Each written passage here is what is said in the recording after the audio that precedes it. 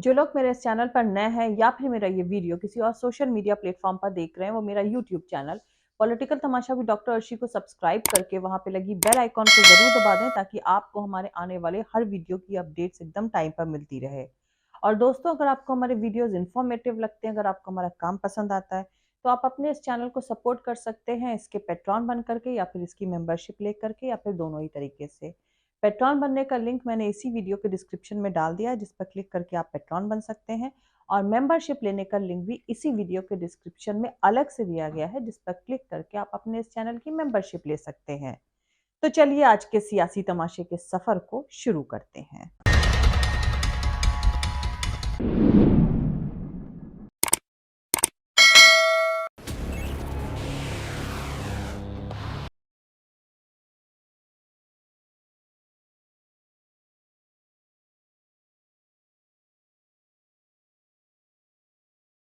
अरब सागर में हाल में हुए यमवी एंड प्लूटो पर ड्रोन हमले और कुछ पहले लाल सागर में यमवी साईं बाबा पर हुए हमले को भारत सरकार ने बहुत ही गंभीरता पूर्वक लिया है। भारतीय नौसेना ने समुद्र की निगरानी बढ़ा दी है। जिन्होंने भी इस हमले को अंजाम दिया है, उन्हें हम सागर तल से भी ढूंढ निकालेंगे और उनके खिलाफ कठोर कार्रवाई की जाएगी। मैं यह आपको आश्वस्त करना चाहता हूं।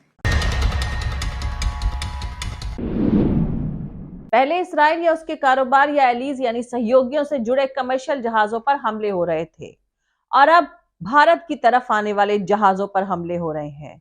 आखिर भारत की तरफ आने वाले जहाजों पर हमले का मकसद क्या है?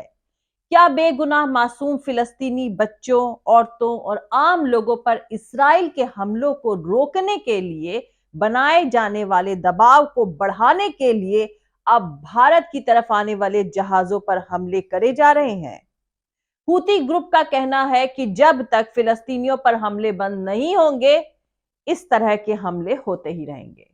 जानकारों का मानना है कि इस तरह के जंग के मोर्चे खुलने से भारत पर बड़ा असर पड़ सकता है, बल्कि या यूं कह ले कि भारत पर असर पड़ने लगा है।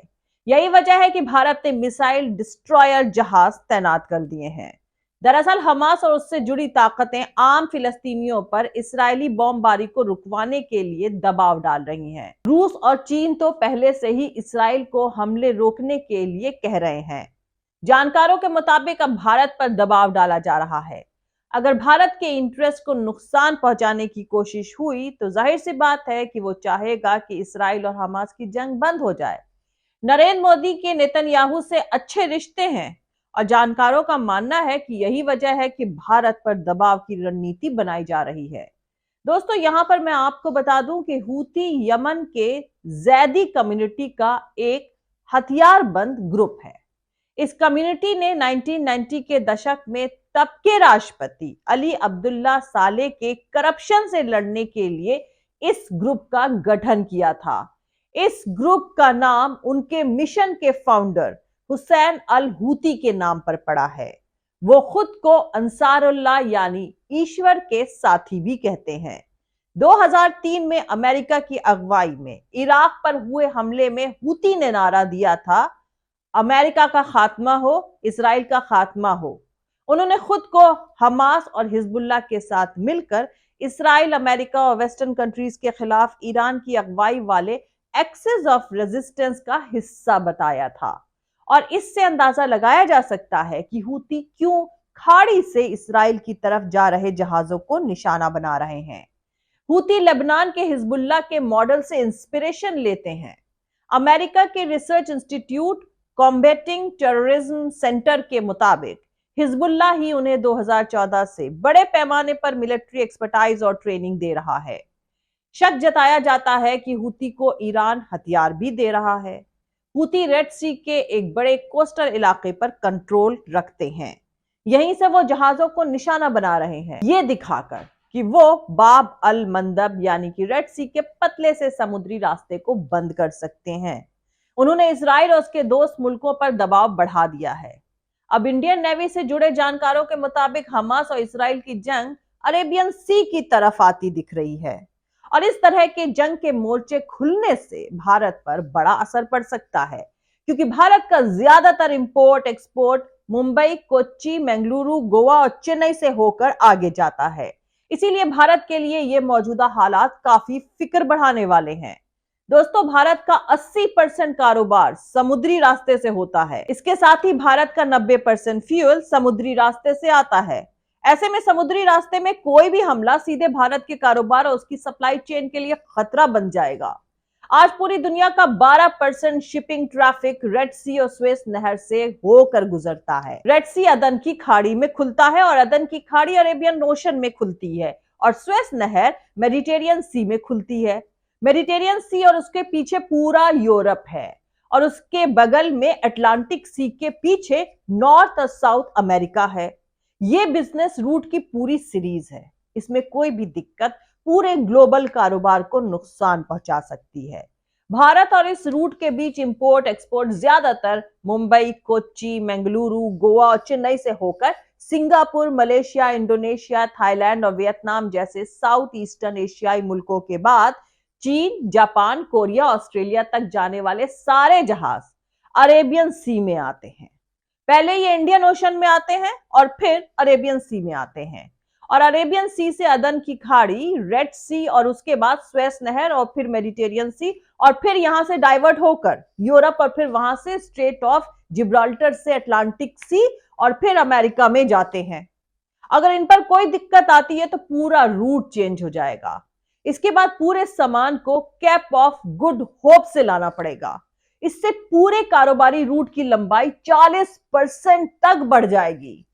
अब ज्यादा दूरी के लिए ज्यादा फ्यूल और ज्यादा रिसोर्सेस खर्च करने पड़ेंगे और कारोबार की लागतें बढ़ जाएंगी।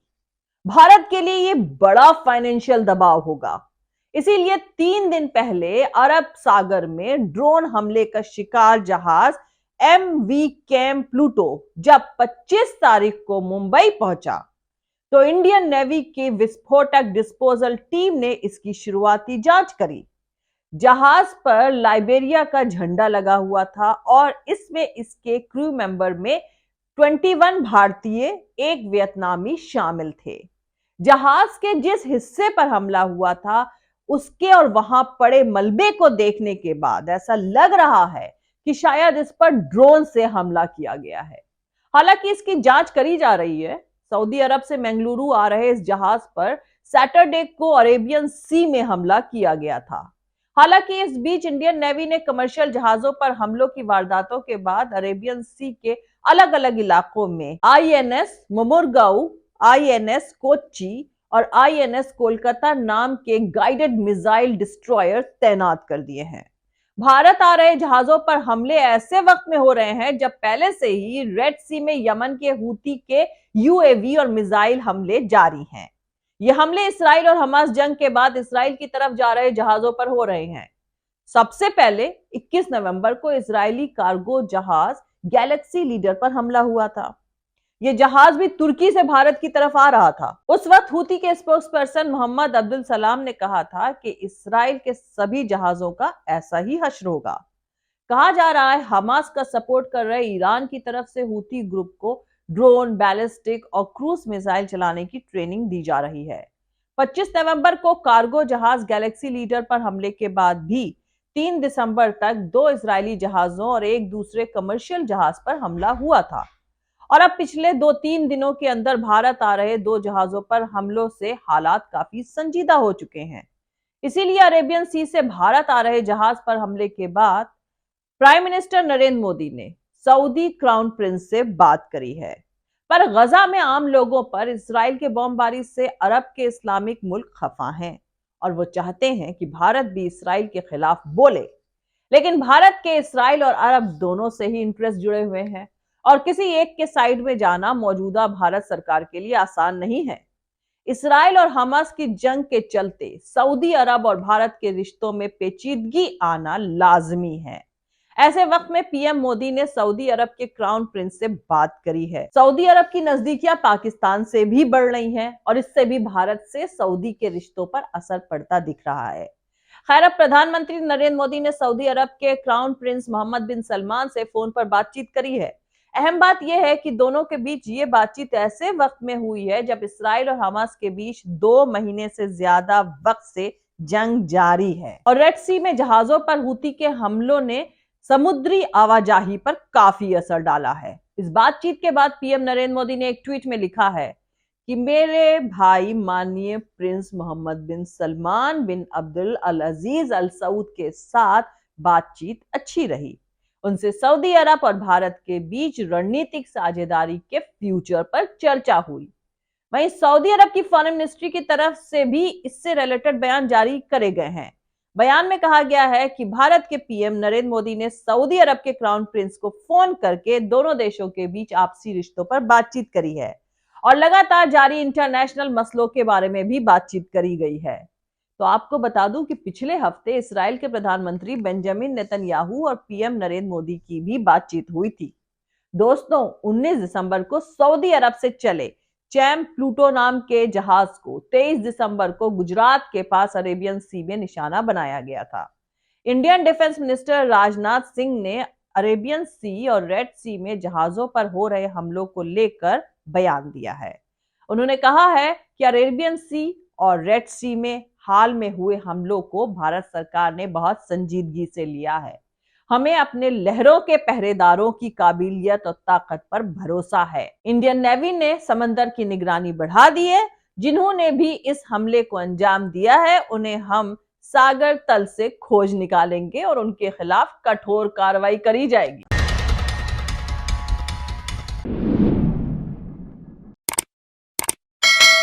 मिलते हैं अगले वीडियो में किसी दूसरे नए सियासी तमाशे के साथ। जय हिंद, सत्यमेव जयते, अल्लाह हाफिज। दोस्तों, हमारा पूरा वीडियो और दूसरे और वीडियोस देखने के लिए हमारा YouTube channel political Tamasha with doctor Arshi को सब्सक्राइब करके वहां पे लगी बेल आइकॉन को जरूर दबा दें ताकि आपको हमारे आने वाले हर वीडियो की अपडेट्स एकदम टाइम पर मिलती रहे। और दोस्तों, अगर आपको हमारे वीडियोस इंफॉर्मेटिव लगते हैं, अगर आपको हमारा काम पसंद आता है तो आप अपने इस चैनल को सपोर्ट कर सकते हैं, या तो इसके पेट्रॉन बन करके या फिर इसकी मेंबरशिप लेकर के, या फिर दोनों ही तरीके से। पेट्रॉन और मेंबर बनने का लिंक मैंने इसी वीडियो के डिस्क्रिप्शन में अलग अलग डाल दिया, जिस पर क्लिक करके आप या तो पेट्रॉन बन सकते हैं या फिर इसकी मेंबरशिप ले सकते हैं। और आप हमें फॉलो भी कर सकते हैं हमारे ट्विटर, इंस्टाग्राम और फेसबुक पेज पर। मेरा ट्विटर हैंडल है @arshi aziz khan। Thank you. मिलते हैं अगले वीडियो में।